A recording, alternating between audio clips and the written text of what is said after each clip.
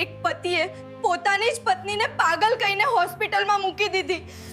એ સ્ત્રી રડી રહી હતી, કહેતી હતી કે હું પાગલ નથી, પણ કોઈએ એની વાત સાંભળી નહીં. બધા ચૂપ રહ્યા અને એને જબરજસ્તી હોસ્પિટલમાં દાખલ કરી દેવામાં આવી. શરૂઆતમાં એ દરેકને સમજાવતી રહી કે હું પાગલ નથી, પણ કોઈએ એની વાત માની નહીં. આ રીતે દિવસો મહિના બન્યા અને મહિના વર્ષોમાં બદલાઈ ગયા. પણ 3 વર્ષ પછી એક નવા ડોક્ટરને કંઈક ગડબડ લાગી. એક સામાન્ય ઘરની પણ ખૂબ જ સંસ્કારી છોકરી. એ બાળપણથી જ પરિવારને સાથે રાખવાનું શીખી હતી. એના માટે સંબંધો પૈસા કરતાં વધુ મહત્વના હતા. રાજ, એક હોશિયાર અને ચાલાક વકીલ, એના માટે જીતવું જ બધું હતું. સાચું કે ખોટું એને કોઈ ફરક નહોતો પડતો. બંનેની મુલાકાત એક કોર્ટ કેસ દરમિયાન થઈ. કવિતા ત્યાં પોતાના પિતાને સાથે ગઈ હતી. રાજે કવિતાને જોઈ.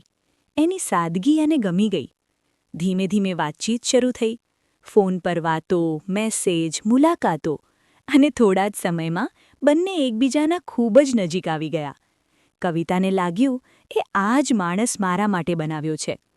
લગ્ન થયા. ઘરમાં ખુશીનો માહોલ હતો. શરૂઆતમાં રાજ ખૂબ જ પ્રેમાળ પતિ હતો. કવિતાની દરેક વાતનું ધ્યાન રાખતો.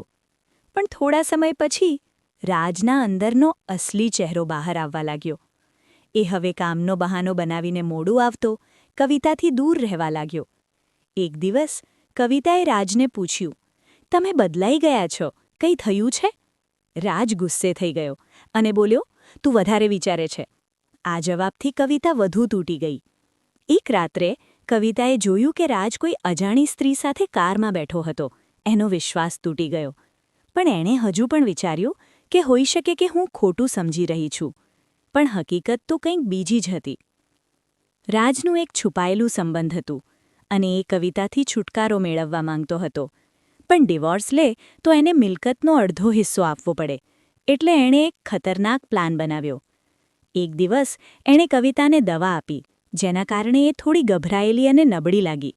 અને એ જ સમયે ડૉક્ટર અને પોલીસને લઈને ઘરે આવ્યો. મારી પત્ની માનસિક રીતે બીમાર છે. કવિતા ચીસો પાડતી રહી, પણ રાજે બધું સેટ કરી દીધું હતું. એને હોસ્પિટલમાં દાખલ કરી દેવામાં આવી. હોસ્પિટલમાં કવિતા માટે દરેક દિવસ નર્ક જેવો હતો. એને દવાઓ આપવામાં આવતી, એને બીજા દર્દીઓ સાથે રાખવામાં આવતી. એ વારંવાર કહેતી, હું પાગલ નથી, પણ દરેક વખત એના અવાજને દબાવી દેવામાં આવતો. કેટલાક દિવસે ખાવું પણ બંધ કરી દેતી.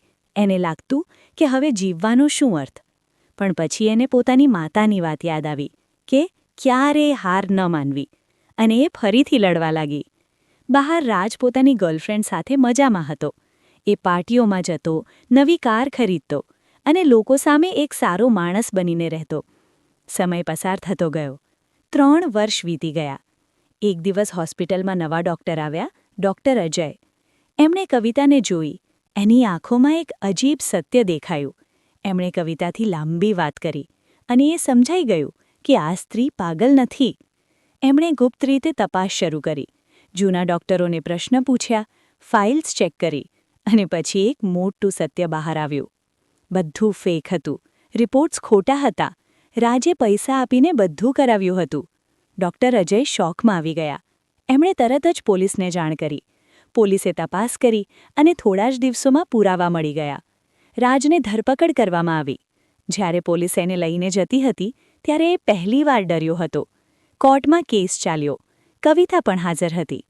3 વર્ષ પછી એ પહેલીવાર ખુલીને બોલી અને એણે પોતાની સાથે થયેલ દરેક અન્યાયની વાત કરી.